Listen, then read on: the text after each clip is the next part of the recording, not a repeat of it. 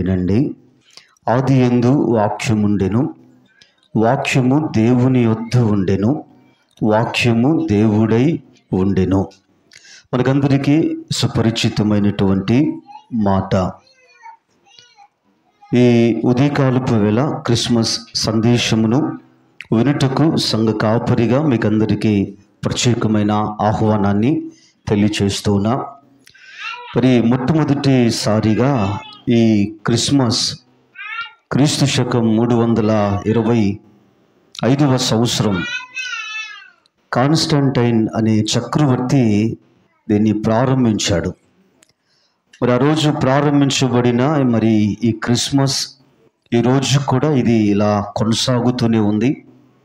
అయితే ఈ క్రిస్మస్ మరి చేయవచ్చా చేయకూడదా అని ఆలోచన చేస్తే ఒక మాట, వాస్తవికమైన ఒక మాట ఏంటంటే, యేసుక్రీస్తు ప్రభులు వారు ఆయన జన్మించాడా లేదా అని ఒక ప్రశ్న వేసుకుంటే, యేసుక్రీస్తు ప్రభులు వారు ఆయన జన్మించాడు. యేసు ప్రభులు వారు జన్మించాడు అనడానికి అనేక చారిత్రాత్మక ఆధారాలు మరి చరిత్రలో మనం చూస్తున్నాం. ఈరోజు కూడా మరి ఇజ్రాయేల్ దేశంలో అనేక రుజువులు, అనేక ప్రమాణములు, అనేక ఆధారాలు యేసుక్రీస్తు ప్రభులు వారు పుట్టాడు అనడానికి ఈరోజు చరిత్రలో అనేక ఆధారాలు ఉన్నాయి. మరి చాలా మత గ్రంథాలు మన భారతదేశంలో ఉన్నాయి, ప్రపంచ దేశాల్లో ఉన్నాయి. అయితే మరి అన్ని మత గ్రంథముల కంటే ఎక్కువగా ఆధారాలు 6,000కు పైగా చారిత్రాత్మక అలాగే పురావస్తు ఆధారాలు కలిగిన, ఎక్కువ ఆధారాలు కలిగిన ఏకైక గ్రంథము పరిశుద్ధ గ్రంథము. కాబట్టి మరి అనేక ఆధారాలు లభ్యమయ్యాయి. కాబట్టి ఈ గ్రంథము ఇది జాతీయ గ్రంథముగా, ఈ గ్రంథము సత్య వేద గ్రంథముగా మరి గుర్తింపు కలిగినది. ఈరోజు ప్రపంచ దేశాలలో అధికముగా చదవబడుతున్న ఏకైక గ్రంథము పరిశుద్ధ గ్రంథము. మరి అధికముగా కొనబడుతూ ఉన్న గ్రంథము కూడా పరిశుద్ధ గ్రంథమే. ఈరోజు చరిత్రలో మనం చూస్తే క్రీస్తు శకం 1వ శతాబ్దము నుండి ఈ గ్రంథమును మరి చాలామంది క్రైస్తవ్యాన్ని నిర్మూలించాలి అని చాలా ప్రయత్నాలు చేశారు. మరి ఇక్కడ బైబిల్ గ్రంథము ఇది ప్రాచుర్యంలోకి వచ్చిన తర్వాత, ముద్రణా యంత్రము మరి కనిపెట్టిన తర్వాత మొట్టమొదటిసారిగా ముద్రించబడిన మరి మొదటి గ్రంథము కూడా పరిశుద్ధ గ్రంథమే. అది వరకు మరి తాళ పత్రాలు, గ్రంథపు చుట్టులు ఉండేవి. మరి దీనిని మరి ఒక గ్రంథముగా ముద్రించడం జరిగింది. ఈ రోజున మరి ఈ గ్రంథము ఇది సత్య గ్రంథము అనడానికి అనేక ఆధారాలు ఉన్నాయి. ఈ గ్రంథమును చాలామంది మరి లేకుండా చేయాలి, ఈ గ్రంథమును చాలామంది కొన్ని దేశాల్లో బ్యాన్ చేయటం జరిగింది. మరి ఏ దేశమైతే పరిశుద్ధ గ్రంథాన్ని బ్యాన్ చేశారో ఆ దేశములో కదా మరి ఎప్పుడూ చూడని విపత్తులు వారు ఎదుర్కోవలసి వచ్చింది. మరి తమిళనాడు రాష్ట్రంలో మరి ఒక ముఖ్యమంత్రి హయాంలో బాప్తిస్మాన్ని బ్యాన్ చేశారు. బాప్తిస్మం ఎప్పుడైతే బ్యాన్ చేశారో అది కూడా ఏంటంటే ఆ మెరీనా బీచ్ ఆ రోడ్డు మీద సీఎం గారి కాన్వాయ్ వెళుతూ ఉంది. కాన్వాయ్ వెళుతూ ఉన్నప్పుడు సీఎం గారి కాన్వాయ్ 1 గంట ట్రాఫిక్ జామ్ అయిపోయింది.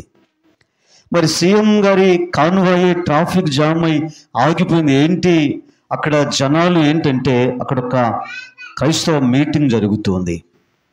ఈ సీఎం అనుకున్నారు, తమిళనాడులో ఇంతమంది క్రైస్తవులు ఉన్నారా, బాప్తిస్మం బ్యాన్ చేశారు. బాప్తిస్మం బ్యాన్ చేశారు, ముఖ్యమంత్రి పదవి ఊడిపోయి జైల్లో కూర్చున్నారు. కొద్ది రోజులకి మరలా జైల్లో నుంచి బయటకు రావటం జరిగింది. బాప్తిస్మాలకు అనుమతి ఇవ్వటము జరిగింది.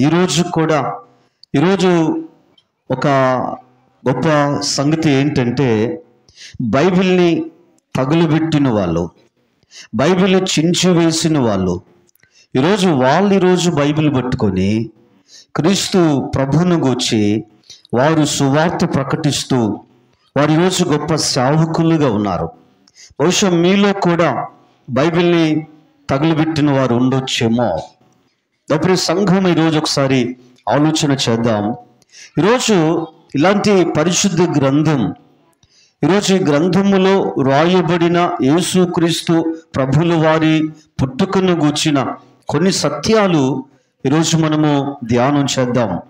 ప్రియ సంఘమా, ఈరోజు చాలామంది క్రిస్మస్ అనగానే యేసుక్రీస్తు ప్రభుల వారి పుట్టుక మరి గుర్తు చేసుకుంటున్నాం. చాలామంది యేసు ప్రభుల వారు ఆయన పుట్టుక దగ్గర నుంచే ఆయన గూర్చిన ప్రస్తావన ప్రారంభము అయింది. అదే దగ్గర ఒక 2000 సంవత్సరాలు యేసు ప్రభుల వారు పుట్టి 2000 సంవత్సరాలు అవుతుంది. కాబట్టి 2000 సంవత్సరాల నుంచే యేసుక్రీస్తు ప్రభుల వారు ఆ పేరు మరి వెలుగులోకి వచ్చింది అని అనుకుంటూ ఉన్నాం. కానీ బైబిల్ గ్రంథాన్ని మనము పరిశీలించినప్పుడు యేసుక్రీస్తు ప్రభుల వారు ఆయన కేవలం 2000 సంవత్సరముల నుండి ఆయన మరి చరిత్ర ఆరంభము కాదు. కానీ బైబిల్ గ్రంథము చెప్తూ ఉన్న సత్యాన్ని గమనిస్తే మనం చదువుకున్న యోహాను సువార్త 1వ అధ్యాయం 1వ వచనంలో ఆది యందు వాక్యముండెను, వాక్యము దేవుని యొద్ద ఉండెను, వాక్యము దేవుడై ఉండెను. కాబట్టి ఆది యందు వాక్యముంది. ఎక్కడంట? ఆది యందు వాక్యముండెను. మరి ఇక్కడ ఆది కాండము 1వ అధ్యాయము 1వ వచనాన్ని మనం గమనిస్తే ఆది యందు దేవుడు భూమి ఆకాశములను సృజించెను. మరి ఆది యందు దేవుడు భూమి ఆకాశములను సృజించాడు. కానీ బైబిల్ చెప్తుంది ఆది యందు వాక్యముండెను. అంటే భూమి ఆకాశములు సృజించక మునుపే దేవుడు ఉన్నాడు. మరి ఇక్కడ బైబిల్ చెప్తున్న మాట వాక్యము దేవుని యొద్ద ఉండెను, వాక్యము దేవుడై ఉండెను. కాబట్టి వాక్యము వేరు, దేవుడు వేరు కాదు. కాబట్టి రెండో వాక్యమే దేవుడు, దేవుడే వాక్యము. కాబట్టి నా ప్రియ సంఘమా, కాబట్టి దేవుడు ఎప్పుడున్నాడంటే సృష్టిని దేవుడు కలుగ చేయక మునుపే దేవుడు ఉన్నాడు. కాబట్టి ఇక్కడ బైబిల్లో మనం చూస్తే మరి ఆయన ఎలా ఉన్నాడు, మరి ఆయన కూర్చున్నటువంటి మాటలు గమనిస్తే ఆయన స్వయంభవుడు అని మరి మనం చూస్తున్నాం. యెహోవా అనగా స్వయంభవుడు. కాబట్టి ఆయన స్వయంభవుడుగా ఉన్నాడు. నా ప్రియ సంఘము గమనించుదాం. అలాగే సామెతల గ్రంథములో కూడా 8వ అధ్యాయం సామెతల గ్రంథకర్త దేవుడిచ్చిన విశేషమైనటువంటి జ్ఞానముతో సొలొమోను రాజుగారు మరి గ్రంథస్థము చేసిన సామెతల గ్రంథములో కూడా మరి దేవుణ్ణి గూర్చిన కొన్ని మాటలు ఇక్కడ సొలొమోను రాజుగారు ఆయన పరిశుద్ధాత్మ ప్రేరణతో ఆయన గ్రంథస్థం చేయటం జరిగింది. 26వ వచనములో భూమిని దాని మైదానములను ఆయన చేయక మునుపు నేల మట్టిని రవ్వంతయు సృష్టింపక మునుపు నేను పుట్టి తిని. కాబట్టి బైబిల్ చెప్తుంది మరి ఇక్కడ భూమి దాని మైదానములను ఆయన చేయక మునుపు. మరి ఇక్కడ యోహాను సువార్త 1వ అధ్యాయంలో ఆ 2-3 వచనాలు చదువుకుంటూ వస్తే అక్కడ రాయబడిన మాట ఏంటంటే కలిగినది ఏదియు ఆయన లేకుండా కలుగలేదు. కానీ బైబిల్ ఇక్కడ చెప్తున్న సత్యం ఏంటంటే మరి భూమి దాని మైదానములను ఆయన చేయక మునుపు, ఆయన కలుగ చేయక మునుపు, ఆయన సృష్టించక మునుపు, నేల మట్టి రవ్వంతయు సృష్టింపక మునుపు నేను పుట్టి తిని. కాబట్టి నేను పుట్టి తిని అంటే మరి ఇప్పుడు యేసుక్రీస్తు ప్రభుల వారి తల్లిదండ్రులు ఎవరు అని ప్రశ్న మరి వస్తుందేమో. ఈరోజు ఒక బ్యాచ్ బయలుదేరారు, తండ్రి దేవుడు తల్లి దేవుడు అంట. మరి యేసు ప్రభు కుమారుడైతే ఆయనకి తల్లిదండ్రులు కూడా ఉండాలి కదా అని. మరి ఇక్కడ యేసుక్రీస్తు ప్రభులు వారు మరి ఆయన త్రిత్వములో రెండవ వ్యక్తిగా ఉన్నాడు. తండ్రి, తర్వాత కుమారుడు, పరిశుద్ధాత్మ దేవుడు. మరి తండ్రి ఉన్నాడు కాబట్టి తల్లి దేవుడు కూడా ఉందనుకున్నారు. తల్లి దేవుడు లేడు. ఇది వాక్యానుసారము కాదు. కాబట్టి నా ప్రియ సహోదరుడా, సహోదరి, మరి ఇందాక మీకు నేను గుర్తు చేశా, దేవుడు ఆయన స్వయంభవుడు, తనంతట తానే ఆయన ఉన్నవాడు. ఇదే మాట దేవుడు మోషే గారితో కూడా హోరేబు కొండ మీద మండుచు ఉన్న పొద్దుల నుంచి మరి దేవుడు మోషే గారితో మాట్లాడుతూ మనం గమనిస్తున్నాం. మరి మోషే గారిని ఐగుప్తు దేశానికి వెళ్ళమన్నప్పుడు, అయ్యా మరి అక్కడికి వెళ్తాను, మరి నిన్ను ఎవరు పంపించారు అని అడిగితే నేనేం చెప్పాలంటే, ఉన్నవాడు. ఎవరంట? ఉన్నవాడు, అనువాడు. అప్పుడే సంగమా ఈరోజు ఒకసారి ఆలోచించేద్దాం. ఆయన ఉన్నవాడు. ఎప్పుడు ఉన్నవాడు? సృష్టింపక మునిపే ఉన్నవాడు. నా ప్రియ సంఘం ఈరోజు ఒకసారి ఆలోచించేద్దాం. ఈరోజు మరి దేవుని వాక్యాన్ని గమనిస్తే నేల మట్టి రవ్వంతా కూడా లేనప్పుడు దేవుడు ఉన్నాడు. ఆదికాండం 2వ అధ్యాయం 7వ వచనాన్ని చదువుదాం. ఆదికాండం 2వ అధ్యాయం 7వ వచనం. దేవుడైన యెహోవా నేల మట్టితో నరుని నిర్మించి నాసిక రంధ్రములలో జీవవాయువు ఊదగా నరుడు జీవాత్మ ఆయను. చాలండి, బైబిల్ చెప్తుంది దేవుడైన యెహోవా నేల మంటితో నరుని నిర్మించి. మరి ఇక్కడ దేవుడు నేల మంటితో నరుని నిర్మించి అంటే నరుని దేవుడు నిర్మించక మునిపే దేవుడు ఉన్నాడు. మట్టిని దేవుడు ఆయన కలుగు చేయక మునిపే ఆరిన నేలకు భూమి అని పేరు పెట్టబడింది. మరి ఇక్కడ ఆరిన నేల కనబడక మునిపే, మట్టిని దేవుడు చేయక మునిపే దేవుడు ఉన్నాడని బైబిల్ చెప్తుంది. కాబట్టి మరి ఇక్కడ దేవుని వాక్యాన్ని గమనిస్తే నేల మట్టితో దేవుడు నరుని నిర్మించాడు. నేల మట్టితో నిర్మించిన నరుడు ఎవరు? ఆదాము. మరి ఇక్కడ ఆదాము అనగా నిర్మింపబడినవాడు లేక ఎర్రనివాడు. నా ప్రియ సంఘమా గమనించుదాం. మరి ఇక్కడ ఆదామును దేవుడు నిర్మించక మునిపే దేవుడు ఉన్నాడు. ఆదాము కంటే ముందు, సృష్టి కంటే ముందు దేవుడు ఉన్నాడు అని సమయంలో మీ గమనానికి నేను తీసుకొని వస్తూ ఉన్నా. ఇంకా బైబిల్లో కొన్ని మరి ఆధారాలు మనము గమనించినప్పుడు లూకా శుభవార్త 3వ అధ్యాయము, లూకా శుభవార్త 3వ అధ్యాయములో ఒక మాట నేను మీకు గుర్తు చేస్తాను. 3వ అధ్యాయం 23లో మరి ఇక్కడ 24వ వచనములో మనం చూస్తే యోసేపు హెలీకి. కాబట్టి ఇక్కడ వాక్యములో రాయబడిన మాట, యేసు బోధింప మొదలు పెట్టినప్పుడు ఆయన దాదాపు 30 ఏండ్ల ఏడు గలవాడు. ఆయన యోసేపు కుమారుడని ఎంచబడెను. యోసేపు కుమారుడని ఎంచబడెను. కాబట్టి ఇక్కడ 24వ వచనములో యోసేపు దగ్గర నుంచి చివరి వచనములో మరి ఇక్కడ ఆదాము వరకు మనం గమనిస్తున్నాం. యోసేపు దగ్గర నుంచి ఆదాము వరకు వంశావళులు మనకు కనబడుతున్నాయి. చివరిలో మనం చూస్తే మరి ఇక్కడ దేవునికి కుమారుడు ఆదాము. దేవునికి కుమారుడు ఆదాము. కాబట్టి దేవుని కుమారుడు ఆదాము అంటే ఆదాము కంటే దేవుడు ముందుగానే ఉన్నాడు అనే సమయంలో మీ గమనానికి నేను తీసుకొని వస్తూ ఉన్నా. కాబట్టి యేసుక్రీస్తు ప్రభుల వారి యొక్క ప్రస్తావన కేవలము ఆయన పుట్టుక నుండి ప్రారంభము కాదు, కానీ ఆయన మన పితరుడు అయిన ఆదాము కంటే ఆయన ముందు ఉన్న దేవుడుగా మీ గమనానికి నేను తీసుకొని వస్తూ ఉన్నా అండి. కాబట్టి ఈరోజు కొన్ని మాటలు మనము చదువుకుందాం. గలతీయులకు రాసిన పత్రిక 4వ అధ్యాయం, గలతీయులకు రాసిన పత్రిక 4వ అధ్యాయం 4వ వచనాన్ని చదువుదాం. అయితే కాలము పరిపూర్ణమైనప్పుడు దేవుడు తన కుమారుని పంపెను, ఆయన స్త్రీ యందు పుట్టి. చాలని బైబిల్ చెప్తుంది. మరి ఇక్కడ అపోస్తలుడైన పౌలు గారు గలతీ సంఘమునకు ఆయన ఈ పత్రికను రాస్తూ ఉన్నాడు.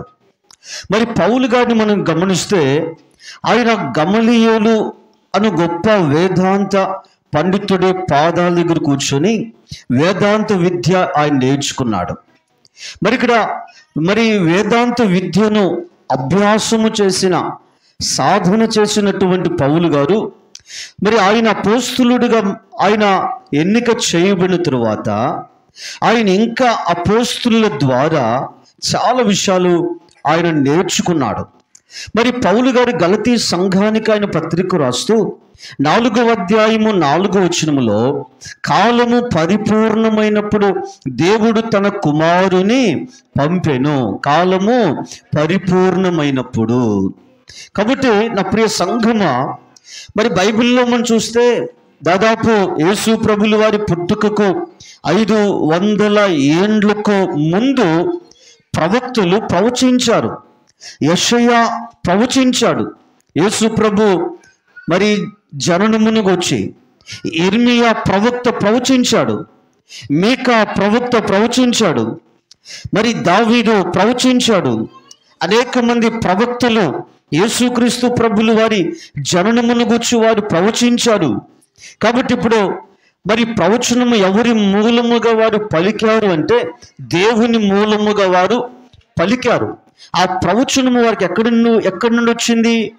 దేవుడు వారికి సెలవిచ్చిన మాట, దేవుడు వారికి ఇచ్చిన ఆజ్ఞ, దేవుని దగ్గర నుండి వచ్చినటువంటి వాక్కు అని బైబిల్లో మనకు మరి కనబడుతూ ఉన్నాయి.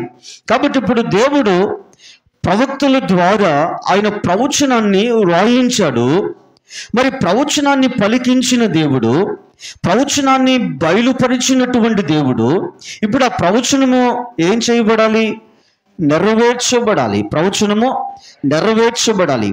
ప్రవచనము నెరవేర్చబడవలసిన కాలము వచ్చినప్పుడు మరి ఇప్పుడు దేవుడు ఆ ప్రవచనాన్ని నెరవేర్చుటకు ఆయన పూనుకున్నాడు. ఆయన పూనుకొని మరి ఇక్కడ బైబిల్లో మనం చూస్తున్నాం, దేవుడు తన కుమారుని పంపెను. దేవుడు తన కుమారుని పంపెను.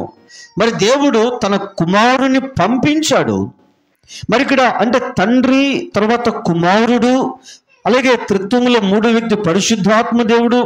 మరి ఇక్కడ వారు ముగ్గురుగా కనబడుతున్నారు, కానీ వారు ముగ్గురు కూడా ఏకమై ఉన్నారు. త్రియేక దేవుడు, త్రియేక దేవుడు, త్రియేక దేవుళ్ళు కాదు, త్రియేక దేవుడు. త్రియేక నామములు కాదు, త్రియేక నామము. కాబట్టి నా ప్రియ సంఘమా, మరి దేవుని వాక్యములు మనం గమనిస్తే చక్కటి మాటలు ఇక్కడ రాయబడి ఉన్నాయి. ఈ లైట్ మధ్యలో లైట్. కాబట్టి ఇక్కడ దేవుని వాక్యంలో మనము గమనిస్తున్న ఈ మాటలు మనం గమనిస్తే చక్కటి మాటలు ఇక్కడ మనం గమనిస్తూ ఉన్నాం. నా ప్రియ సహోదరుడా, సహోదరి, దేవుడు తన కుమారుని పంపించాడు అండి. కాబట్టి వారు ఎక్కడున్నారంట? పరలోకములో ఉన్నారు. బైబిల్లో మనం చూస్తే యెషయా గ్రంథం 6వ అధ్యాయంలో కదా, దేవుడు అత్యున్నత సింహాసనం మీద ఆసీనుడై ఉండగా నేను చూచి తిని. యెషయా ప్రవక్త రాసినటువంటి మాటలు. అత్యున్నత సింహాసనం మీద ఆసీనుడైన దేవుడు మరి ఇప్పుడు తండ్రి త్రిత్వములో 2వ వ్యక్తిగా ఉన్న కుమారుణ్ణి ఆయన పంపించాడు. ఎక్కడికి పంపించాడు? లోకములోనికి పంపించాడు. ఎక్కడికి? లోకములోనికి. పరలోకము నుండి తన కుమారుణ్ణి లోకములోనికి పంపించాడు. పరలోకం ఎలాగుందంటే యెషయా గ్రంథం 6వ అధ్యాయంలో అక్కడ మహాదూతలు కదా, మరి ఇక్కడ వారు ఒక్కొక్కరు 6 రెక్కలు కలిగిన వారు. మరి ఇక్కడ వారు పరిశుద్ధుడు పరిశుద్ధుడు పరిశుద్ధుడని మానక వారు రేయింబగులు గాన ప్రతి గానములతో వారు దేవుణ్ణి పొగుడుతున్నారు. మరి అలాంటి పరలోకములో నుంచి తండ్రి తన కుమారుణ్ణి లోకములోనికి పంపించాడు. యోహాను సువార్త 3:16లో మనం చూస్తే దేవుడు లోకమును ఎంతో ప్రేమించెను, ప్రేమించి తన కుమారుణ్ణి అనుగ్రహించాడు. దేన్ని ప్రేమించాడంట? లోకాన్ని ప్రేమించాడు. పరలోకములో నుండి మరి తన కుమారుని లోకములోనికి పంపాడు. మరి లోకంలోనికి పంపాడు. మరి లోకము దాని పరిస్థితులు ఏంటి అని ఒకసారి గమనిస్తే, యోహాను మొదటి పత్రికలో మనం చూస్తే 2వ అధ్యాయంలో ఒక చక్కటి మాట అక్కడ అపోస్తలుడైన యోహాను గారు గ్రంథస్థం చేస్తూ 2వ అధ్యాయంలో 16వ వచనములో, లోకములో ఉన్నదంతయు అనగా శరీరాశయు, నేత్రాశయు, జీవపు డంబమును తండ్రి వలన పుట్టినవి కావు, అవి లోక సంబంధమైనవే. కాబట్టి బైబిల్ చెప్తుంది, లోకములో శరీరాశ ఉంది, లోకములో నేత్రాశ ఉంది, జీవపు డంబం ఉంది. మరి ఇక్కడ ఇవి తండ్రి వలన పుట్టినవి కావు. కానీ తండ్రి మరి ఇక్కడ ఈ లోకాన్ని ప్రేమించాడు. శరీరాశతో, నేత్రాశతో, జీవపు డంబముతో నిండిపోయినటువంటి లోకమును మరి తండ్రి ప్రేమించి తన కుమారుణ్ణి, ఒక్కడై ఉన్న ఏకైక కుమారుణ్ణి ఆయన పంపించాడు ఈ లోకంలోనికి. అప్పుడు సంఘము గమనించుదాం. ఒకవేళ మీరు మీ పిల్లలను ఒకవేళ ఉద్యోగ రీత్యా లేకపోతే చదువు కొరకు ఒకవేళ మీరు ఎక్కడికైనా పంపించాలనుకున్నప్పుడు మరి ఇక్కడ ముందుగా మరి ఎక్కడికి పంపించాలనుకుంటున్నారు, ఆ కాలేజీని గూర్చి లేకపోతే మరి ఆ యొక్క సంస్థను గురించి బాగా తెలుసుకొని అక్కడికి మీరు మీ పిల్లలను పంపిస్తారు. మరి ఇక్కడ అది మంచిది కాదు, ఆ కాలేజ్ మంచిది కాదు అంటే, లేకపోతే మరి ఆ యొక్క జాబ్ మంచిది కాదు అనుకుంటే అక్కడికి మీ పిల్లలను పంపించరు. మంచిది అనుకుంటేనే మరి అనేకుల దగ్గర విచారించి, ఎదుగో ఫలానా దగ్గరకు మా పిల్లల్ని చదువు కొరకు పంపించాలనుకుంటున్నాం, మరి ఆ కాలేజ్ మంచిదేనా, ఆ ఏరియా మంచిదేనా, మరి అన్నీ కూడా మనము మరి ముందుగా తెలుసుకొని అవన్నీ మంచివి అనుకుంటే అక్కడికి పంపిస్తాం. కానీ తండ్రి లోకములో శరీరాశతో నిండిపోయి ఉంటే, నేత్రాశతో నిండిపోయి ఉంటే, జీవపు డంబమి లోకములో ఉంటే, మరి ఇక్కడ మరి ఈ మూడింటి మధ్యలో ఉన్న మనుషులు ఎలాగున్నారు? అందరూ కూడా శరీరాశలో ఉన్నారు, అంటే శరీర ఇచ్చలను నెరవేర్చుకుంటున్నారు. నేత్రాశలో ఉన్నారు, అంటే నేత్రములతో వారు పాపమును చూస్తున్నారు. అలాగే జీవపు డంబము, మరి ఇక్కడ మరి వారు ఆడంబరాలతో ఉన్నారు, వారు అట్టహాసముగా ఉన్నారు. వారు ఎలాగున్నారంటే మరి ఇక్కడ ప్రగల్భాలతో వారు అలాంటి ఆ గర్విష్టపు మరి అలాంటి వారికి లోకములో ఉన్నారు. మరి ఏ మనుష్యుడు కూడా ఒక్కడు కూడా నీతిమంతుడు లేడు, ఒక్కడు పరిశుద్ధుడు లేడు, ఒక్కడు పవిత్రులు లేడు, అందరూ పాపులే. రోమా 3:23 ప్రకారం, రోమా 3:11 ప్రకారం.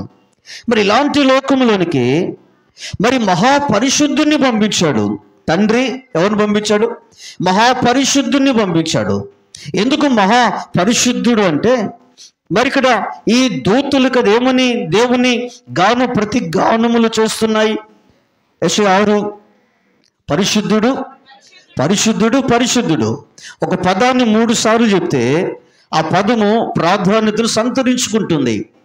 మరి 3 సార్లు ఒకే పదం పలుకబడింది కాబట్టి ఇప్పుడు ఏంటంటే మహాపరిశుద్ధుడు. ఎవరంట? మహాపరిశుద్ధుడు. మహాపరిశుద్ధుడు ఎక్కడికి వచ్చాడు? ఏంటి? పరిశుద్ధత లేని, పవిత్రత లేని, ఇదిగో నీతి లేని, న్యాయము లేని, యథార్థత లేని, పాపముతో నిండిపోయిన, శాపముతో నిండిపోయిన, ఇదిగో శరీర ఏచ్ఛలను ఇదిగో నెరవేర్చుకుంటున్నటువంటి ఈ పాప భూయిష్టమైనటువంటి లోకములోనికి తండ్రి తన కుమారుణ్ణి పంపించాడు. మరి తండ్రి తన కుమారుని పంపించాడు. ఆయన పంపబడినప్పుడు మరి కుమారుడిగా పంపబడ్డాడు. ఈ లోకంలోకి వచ్చినప్పుడు ఆయన ఎలా వచ్చాడు తెలుసా? ఆయన పంపబడ్డాడు. కానీ బైబిల్లో మనం చూస్తే పంపబడిన కుమారుడు ఆయన దేవుడిగా రాలేదు, కానీ ఆయన స్త్రీ యందు పుట్టాడు. ఎవరిందంట? స్త్రీ యందు పుట్టాడు. అంటే ఇక్కడ ప్రవచనం ఏమైంది? యెషయా 7:14 ప్రవచనం ఇక్కడ నెరవేర్చబడింది. కాబట్టి ఆయన స్త్రీ యందు పుట్టాడు. స్త్రీ యందు పుట్టాడు కాబట్టి మరి ఇక్కడ మరి స్త్రీ యందు ఎందుకు రాయబడిందంటే అక్కడ పురుషుడు లేడు. యోసేపుకు మరియకు ప్రదానము చేయబడింది, కానీ వారికి వివాహం ఇంకా కాలేదు. మరి ఆమె ప్రదానం చేయబడింది, కన్యకగా ఉంది. పరిశుద్ధాత్మ శక్తి వలన ఆమె గర్భము ధరించింది. కాబట్టి గర్భము ధరించి తల్లి మరియ గర్భములో ఉన్న ఆ పిండము కదా పాపము లేని పిండముగా, పాపము లేనటువంటి మరి ఆ ఐక కుమారుడిగా గర్భములో ఆయన 9 మాసములు మరి ఆయన రూపాంతరము చెందినట్లుగా మనం గమనిస్తూ ఉన్నాం. అప్పుడు సంఘము గమనించుదాం. మహాపరిశుద్ధుడు ఈ లోకంలోనికి, పరిశుద్ధత లేని లోకంలోనికి ఆయన వస్తూ ఆయన స్త్రీ యందు పుట్టాడు. ఆయన పుట్టినప్పుడు ఆయన జననములో పాపము లేదు. మహాపరిశుద్ధుడు పరిశుద్ధుడిగానే పుట్టాడు. ఆయన పాపము లేనివాడుగా ఆయన పుట్టాడు. ప్రియ సంఘమా, ఈరోజు ఒకసారి ఆలోచన చేద్దాం లేరా? కాబట్టి ఆయన స్త్రీ యందు పుట్టాడు కాబట్టి మరి ఆయన ఏమని పిలవచ్చు అంటే మనిషి కుమారుడని పిలవచ్చు. ఎందుకు? మనిషి కుమారుణ్ణి ఏమంటారు? మనిషి కుమారుడే అంటారు అండి. కాబట్టి దీంట్లో పెద్ద మర్మమే లేదు. మనిషి కొడుకు కాబట్టి మనిషి కుమారుడు. కాబట్టి నా ప్రియ సంఘమా, ఈరోజు ఒకసారి ఆలోచన చేద్దాం.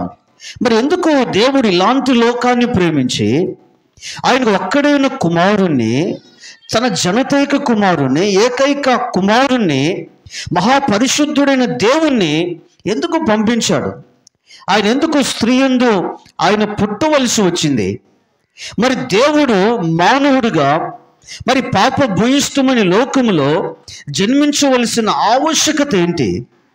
మరి పాత నిబంధనలో మనం చూస్తే మరి దేవుడు ఆయన నాయకులను ఏర్పాటు చేసుకున్నాడు, దేవుడు న్యాయాధిపతులను ఏర్పాటు చేసుకున్నాడు, తర్వాత దేవుడు రాజులను ఏర్పాటు చేసుకున్నాడు, యాజకులను దేవుడు ఏర్పాటు చేసుకున్నాడు, ప్రధాన యాజకులను దేవుడు ఏర్పాటు చేసుకున్నాడు, తర్వాత దీర్ఘదర్శులను దేవుడు ఏర్పాటు చేసుకున్నాడు, అపోస్తులు ఏర్పాటు చేసుకున్నాడు. కానీ ఇక్కడ దేవుడే మానవుడిగా వచ్చాడు. అప్పుడు సంఘమా, ఈరోజు ఒకసారి ఆలోచన చేద్దాం. మరి ఎందుకు ఆయన ఇలా రావాల్సి వచ్చింది?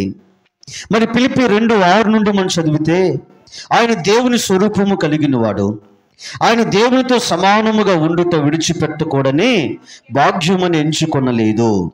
మరి ఇక్కడ దేవుడు ఈ లోకంలోనికి రావడానికి, స్త్రీ యందు ఆయన జన్మించటానికి సమస్తాన్ని ఆయన విడిచిపెట్టాడు.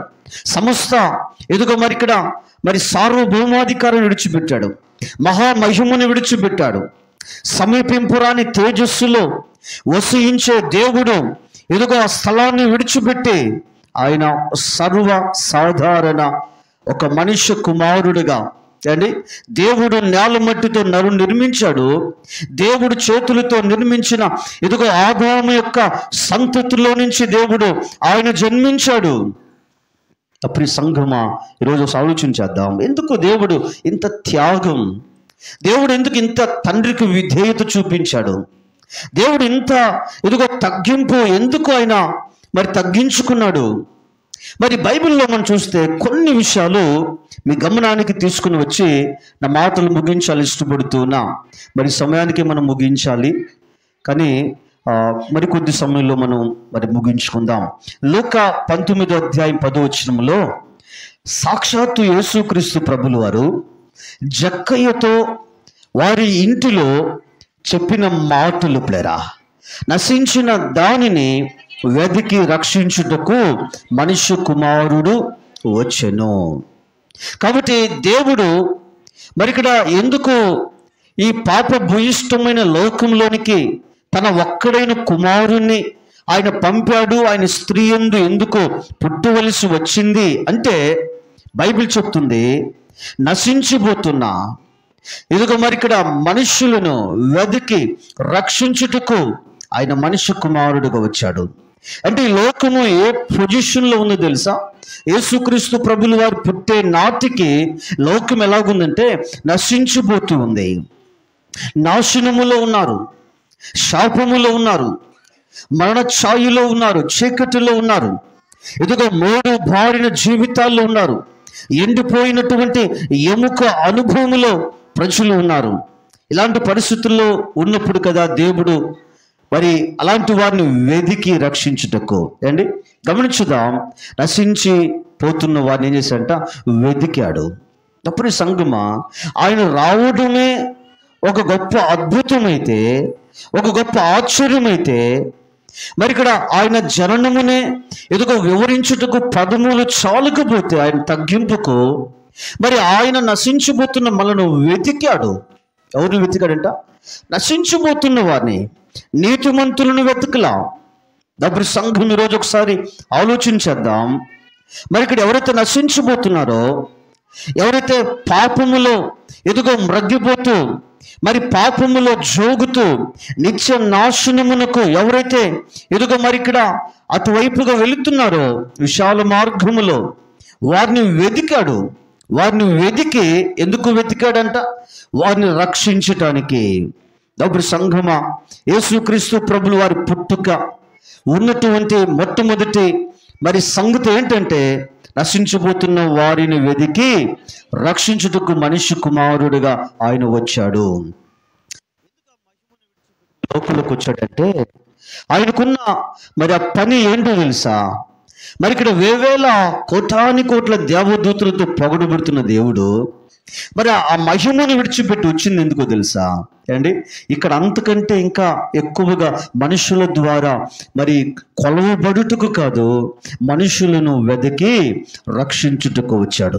అలాగే రెండో విషయాన్ని గమనిస్తే యోహాను సువార్త 18వ అధ్యాయము 37వ వచనాన్ని మనము చదువుకుందాం. యోహాను సువార్త 18వ అధ్యాయము 37వ వచనం.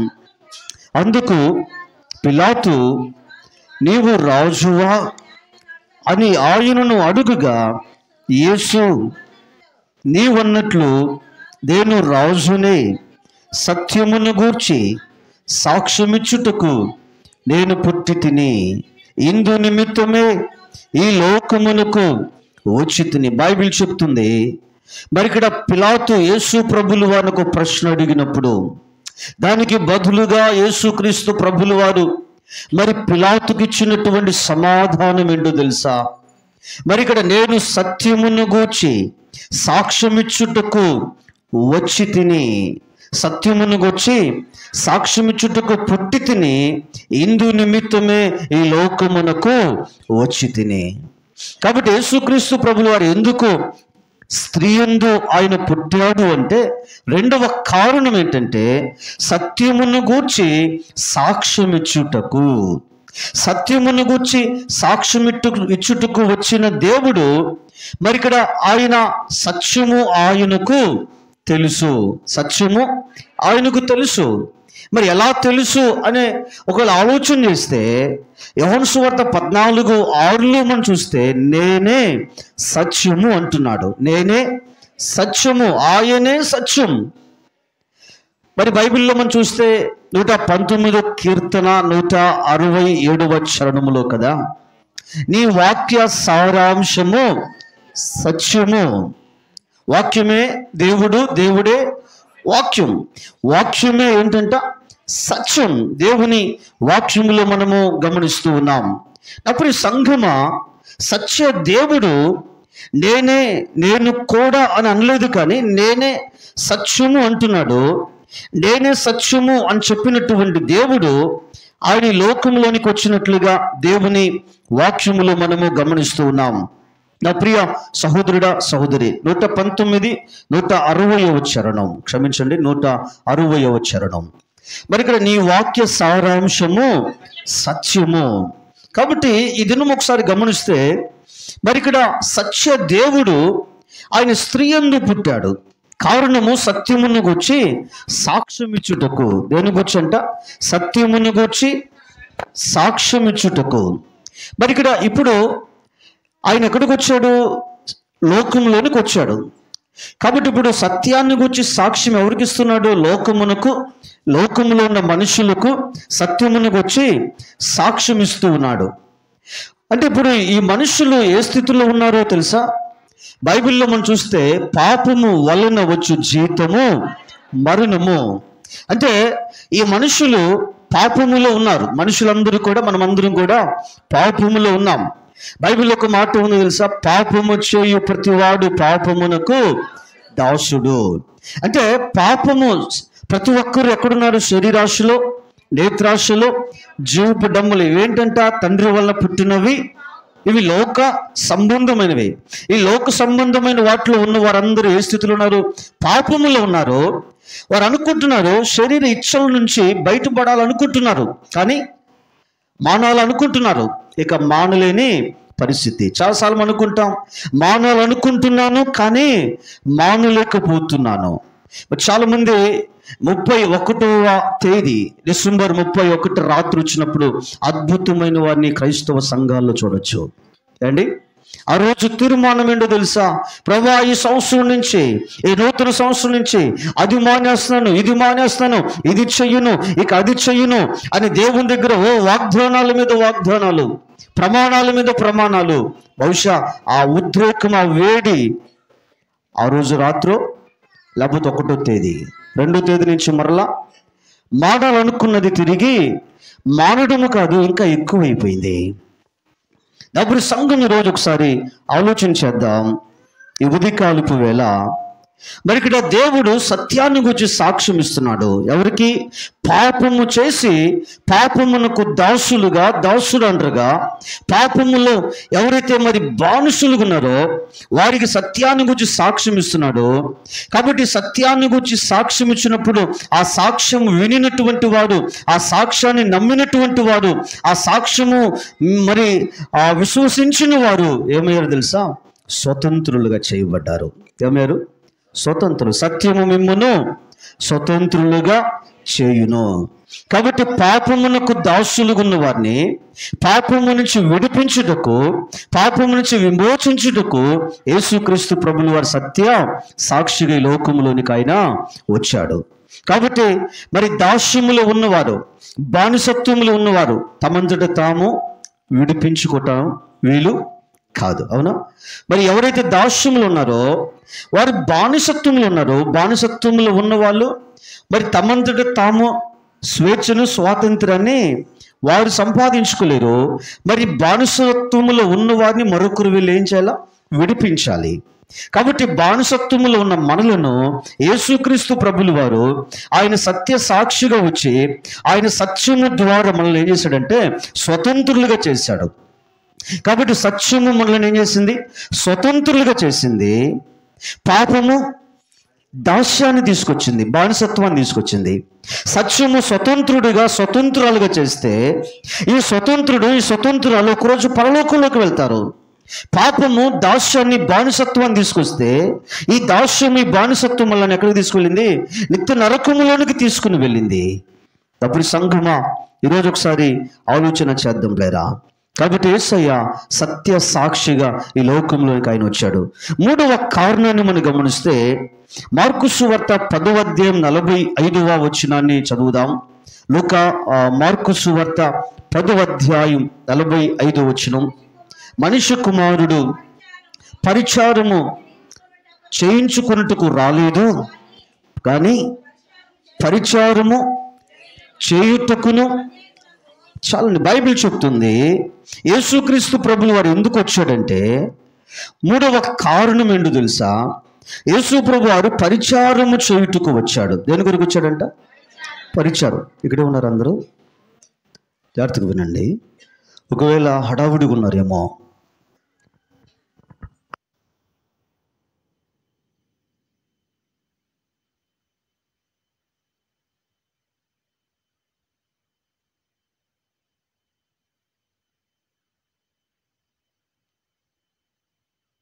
కాబట్టి ఈరోజు ఒకసారి ఆలోచన చేద్దాం. నా ప్రియ సహోదరుడా, సహోదరి, యేసు ప్రభు వారు ఎందుకు వచ్చాడంటే పరిచారము చేయుటకు వచ్చాడు.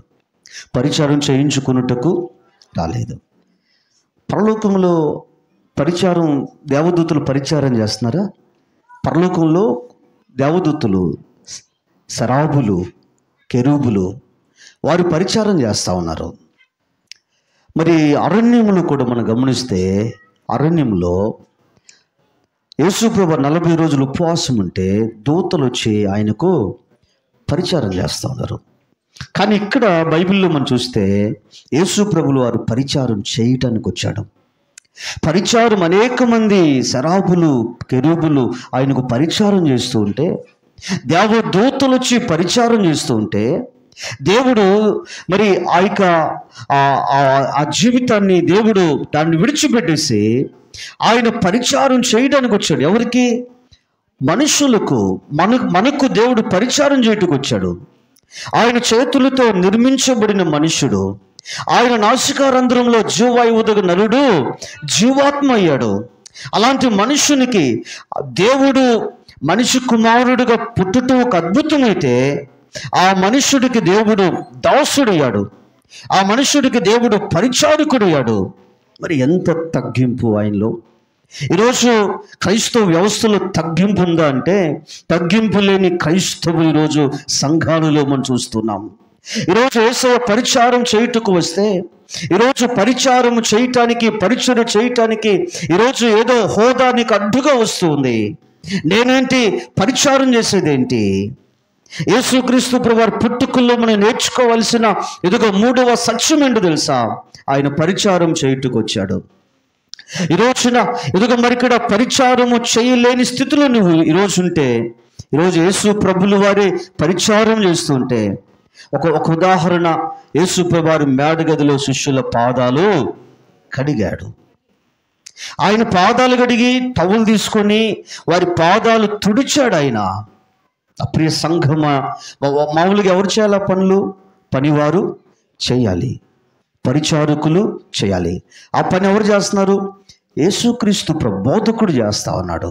కాబట్టి యేసు ఎందుకు వచ్చాడంటే పరిచారము చేయుటకు ఆయన వచ్చాడు. అలాగే తిమోతికి రాసిన మొదటి పత్రిక 1:15 4వ కారణాన్ని గమనిస్తే, పాపులను పిలువ వచ్చి తిని. ఎవరిని పిలవడానికి వచ్చాడంట? పాపులను పిలవడానికి వచ్చాడు. నీతిమంతులను ఆయన పిలువ రాలేదు, ఆయన పాపులను పిలువచ్చాడు. పాపులను పిలువటకు వచ్చిన దేవుడు, మరి పాపులను పిలిచే దేవుడు ఎవరంటే ఆయన పేరేంటో తెలుసా? రక్షకుడు. మత్తయి 1:21 అంటుంది, తన ప్రజలను వారి పాపముల నుండి ఆయనే రక్షించును, గనుక ఆయనకు యేసు అనే పేరు. పలకలేరా? అప్పుడు ఈ సంఘం గమనించుదాం, ఆయనకు యేసు అనే పేరు. యేసు అనగా రక్షకుడు. ఈరోజు ఆలోచించేద్దాం, యేసు ప్రభులు వారు ఆయన రక్షకుడుగా వచ్చాడు. కాబట్టి ఎవరిని రక్షించడానికంటే పాపులను వారి పాపము నుంచి రక్షించడానికి వచ్చాడు. కాబట్టి ఆయన పాపులను పిలుస్తున్నాడు. ఆయన నీతిమంతులను పిలవలేదు, పాపులు పిలవడానికి వచ్చాడు. ఈ రక్షకుడు ఈ రక్షకుడు ఎలా వచ్చాడంటే పరమ వైద్యుడిగా వచ్చాడు. మరి డాక్టరు ఎవరికి అవసరం అంటే రోగులకు డాక్టరు అవసరం. కానీ ఈ డాక్టరు ఆయన డాక్టర్గా వచ్చాడు, పరమ వైద్యుడిగా వచ్చాడు. ఎవరి కోసమంట? రోగుల కొరకు వచ్చాడు, అనగా పాపపు రోగముతో ఉన్న వారి కొరకు. అప్పుడు సంఘం చివరిలో మరొక కారణాన్ని చూపించి నేను ముగించేస్తాను. కొరింథీయులకు రాసిన మొదటి పత్రిక 15వ అధ్యాయము 45వ వచనంలో అక్కడ 2 ఆదాములు కనబడుతున్నారు. ఎంతమంది ఆదాములు? 2. ఒక ఆదాము మొదటి ఆదాము అయితే మరొక ఆదాము కడపటి ఆదాము. మొదటి ఆదాము కడపటి ఆదాము. మొదటి ఆదాము నుండి పాపం వచ్చింది, పాపము ద్వారా మరణం వచ్చింది. కడపటి ఆదామైన యేసుక్రీస్తు ప్రభులు వారి ద్వారా ఆ పాపమునకు పరిహారము చేయబడింది.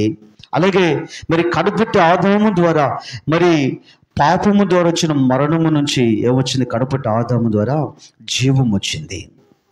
మొదటి ఆదాము ద్వారా మరణం వస్తే కడపటి ఆదాము ద్వారా జీవం వచ్చింది.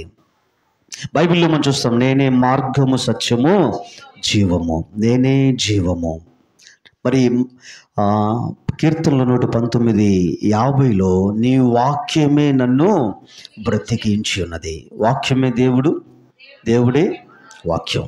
కాబట్టి నా ప్రియ సంఘమా గమనించుదాం, బైబిల్ గ్రంథం చెప్తుంది ఆయన కడపటి ఆదాముగా వచ్చాడు. మన పితరుడు ఆదాము మొట్టమొదటి మానవుడు.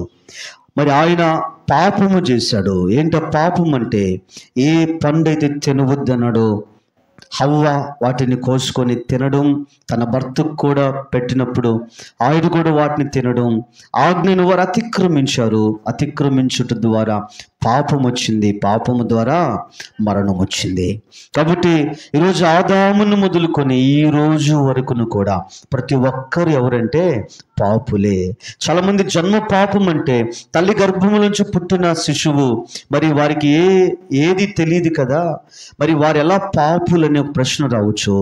ఆదాము పితరుడు చేసిన పాపం ఈరోజు పుట్టే ప్రతి బిడ్డ కూడా పాపే. అంటే మనలో జన్మ పాపం ఉంది, తర్వాత కర్మ పాపం ఉంది. కానీ జన్మ పాపము లేని, కర్మ పాపము లేని ఇదిగో వారు మరి జన్మ కర్మ పాపములో ఉన్న వారిని, వారి పాపములు పరిహరించుటకు వారు అర్హులు, యోగ్యులు. అలాంటి వారు ఎవరైనా ఉన్నారా అండి? ప్రపంచ దేశాల్లో జన్మ పాపము లేని వారు, కర్మ పాపము లేని వారు ఉన్నారా అంటే బైబిల్ చెప్తుంది ఏ భేదమును లేదు, అందరూ పాపులే. అందుకే దేవుడే రావలసి వచ్చింది. ఆయన ఎవరిని పంపించలా, దేవుడే తండ్రి లోకాన్ని ప్రేమించి కుమారుని పంపించాడు. కుమారుడు స్త్రీ యందు పుట్టాడు, స్త్రీ యందు పుట్టాడు. ఆయన జననములో పాపము లేదు, ఆయన పుట్టింది కన్యకకు ఆయన జన్మించాడు. మరి సైంటిఫిక్గా మరి XY కణాలు ఇవి కూడా సైంటిఫిక్గా మరి రుజువు చేయబడ్డాయి. మరి ఇక్కడ మరి కేవలము స్త్రీకి సంబంధించిన ఆ కణాలు మాత్రమే మరి ఆ DNAలో లభించాయి.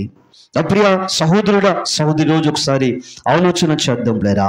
యేసుక్రీస్తు ప్రభులు వారు ఆయన జననములో పాపం లేదు, ఆయన జీవితంలో పాపం లేదు. కానీ యేసయ్య ఈ లోకంలో ఉన్నప్పుడు ఆయన చుట్టూ కూడా ఆయన కూర్చున్న వారు ఎవరు తెలుసా? సుంకరులు ఆయనతో కూర్చున్నారు. ఇదిగో మద్యపానము సేవించు వారు ఆయనతో కూర్చున్నారు, పాపులు ఆయనతో కూర్చో ఉన్నారు, వ్యభిచారులు ఆయనతో కూర్చో ఉన్నారు, త్రాగుబోతులు ఆయనతో కూర్చో ఉన్నారు, ఇదిగో తిరుగుబోతులు ఆయనతో కూర్చున్నారు. కానీ వారి మధ్యలో యేసు ప్రభులు వారు ఎలాగున్నాడు తెలుసా? ప్రత్యేకమైన దేవుడుగా ఉన్నాడు. మరి యేసు అన్నాడు, నాలో పాపమున్నది మీలో ఎవడు స్థాపించగలడు? హెబ్రీ పత్రిక అంటుంది యేసు ప్రభులు వారిని గురించి కదా, ఆయన పవిత్రుడు, ఆయన నిర్దోషి, ఆయన నిష్కల్మషుడు, ఆయన పాపుల్లో చేరక ప్రత్యేకముగా ఉన్న దేవుడు. ఆ దేవుడు కదా మన కొరకు, మన పాపముల కొరకు ఆయన పరిహారం అయిపోయాడు. ప్రియ సహోదరుడా, సహోదరి, కాబట్టి యేసయ్య మరి ఇక్కడ తండ్రి పంపించే ఉద్దేశం ఏంటో తెలుసా? మరి పాపులను రక్షించుటకు తన కుమారుని పంపించాడు. కుమారుని జననములో జీవితములో పాపము లేదు. కాబట్టి ఈరోజు యేసుక్రీస్తు ప్రభులు వారు మరి ఇక్కడ ఆయన మన కొరకు ఆయన చేసిన కొన్ని కార్యాలు గమనిస్తే మరి మనలో ఏ మంచి లేదు, మన పాపులం, మనం అందరూ కూడా జన్మ కర్మ పాపం ఉంది, పాపములో ఉన్నాము. అయితే దేవుడు మొదటిగా ఆయన మనలను ప్రేమించాడు. ఏం చేశాడంట? ప్రేమించాడు. ఏ స్థితిలో ఉన్నాం? పాపములో ఉన్నప్పుడు, పాపములో ఈ లోకములో పాపములో మనము బ్రతుకుతున్నప్పుడు దేవుడు మనలను ప్రేమించాడు. ప్రేమించిన దేవుడు ఆయన క్షమించాడు. క్షమించిన దేవుడు ఆయన మన దోషములను బట్టి, మన అతిక్రమ క్రియలను బట్టి ఆయన నలుగుగొట్టబడ్డాడు. మోయలేని భారమైనటువంటి సిలువను, మరి లోక పాప భారమును కదా మోసుకొని దేవుని గొర్రెపిల్లగా ఆయన భుజాన్ని వేసుకున్నాడు. లోక పాపపు భారాన్ని ఆయన మోసాడు. ఆయన కలువరి కొండలో మన కొరకు, ఎదుగు మరి ఇక్కడ మన పాపముల కొరకు ఆయనే పరిహారిగా ఆయన సిలువ మీద చేతుల్లో కాళ్ళు చీరలు కట్టుబడి మన కొరకు ఆయన ఆత్మను అప్పగించి, ఆయన రక్తమంతయు చిందించి ఆయన మన కొరకు ప్రాణమునిచ్చి వేశాడు. ఆయన సమాధిలో ఉంచబడ్డాడు. ఆయన తిరిగి 3వ దినాన పునరుద్ధానుడై లేచాడు. పునరుద్ధానుడైన దేవుడు పాపము ద్వారా వచ్చిన మరణములో నుంచి దేవుడు మళ్ళీ ఏం చేశాడు? తిరిగి బ్రతికించాడు. పాప క్షమాపణ దేవుడు మనకిచ్చాడు. అప్పుడు ఈ సంఘమా ఈరోజు ఒకసారి ఆలోచించేద్దాం. కాబట్టి రక్షణ బైబిల్ చెప్తుంది యెషయా గ్రంథములో, భూదిగంతముల నివాసులారా నా వైపు చూచి రక్షణ పొందుడి, ఈ నామమును తప్ప మరి ఏ నామమునకు రక్షణ లేదు. కాబట్టి యేసుక్రీస్తు ప్రభులు వారు మరి ఇక్కడ ఆయన పాపులను రక్షించుటకు వచ్చాడు. ఈ రక్షించే ఈ క్రమములో మరి మన శిక్ష ఆయన మీద వేసుకున్నాడు.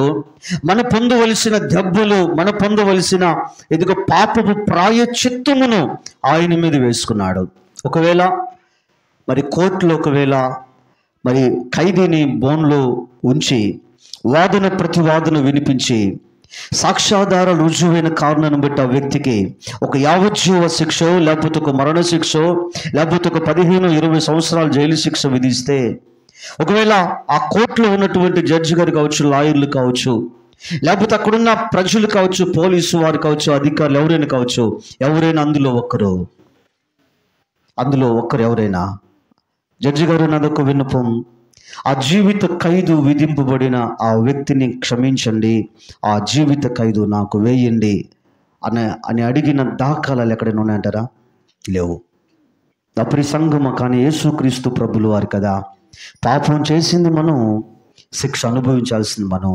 కానీ యేసుక్రీస్తు ప్రభు వారి ప్రేమ, అగాపే ప్రేమ, కారణము లేని అవధులు లేని ప్రేమ మన క్షమించడమే కాదు, మన పాపము మరి పరిహారము కూడా ఆయనే సిలువలో పరిహారి అయిపోయాడు. ఆయన మనకు ఒక సిలువలో ఆయన బలి అయిపోయాడు. ఈరోజు ఆయన సిలువలో బలిదానం అగుట ద్వారా ఈరోజు మనకు రక్షణ వచ్చింది. ఈ రక్షణ ఊరికే రాలా. నా ప్రియ సంఘం, ఈరోజు ఈ రక్షణ వెనక యేసుక్రీస్తు ప్రభులు వారి ఇదిగో మరణము దాగి ఉంది. ఆయన రక్తము చిందించిన ఇదిగో ఆ యొక్క సన్నివేశాన్ని మనం గుర్తు చేసుకోవాలి. ఆయన మన కొరకు ఆయన వీపు నాగడి చాలు వలె దున్నబడిన అనుభవాన్ని గుర్తు చేసుకోవాలి. ఆయన మన కొరకు చనిపోయాడు, ప్రాణం పెట్టేశాడు, ఆయన సమాధిలో ఉంచబడ్డాడు, 3వ దినాన ఆయన తిరిగి లేచాడు. తద్వారా మనకు రక్షణ వచ్చింది. ఈరోజు ఈ రక్షణ దేవుడు ఆయన ప్రాణం పెట్టాడు, కానీ ఎంతో మన కొరకు ఆయన శిక్ష అనుభవించాడు, కానీ అది వర్ణనాతీతం. పదములు ఆయన ప్రేమ వివరించుట, ఆయన సిలువ త్యాగం, ఆయన సిలువ ప్రేమ వివరించడానికి పదములు చాలు, జీవితం చాలదు. అలాంటి దేవుడు ఈరోజు రక్షణ మనకిచ్చాడు.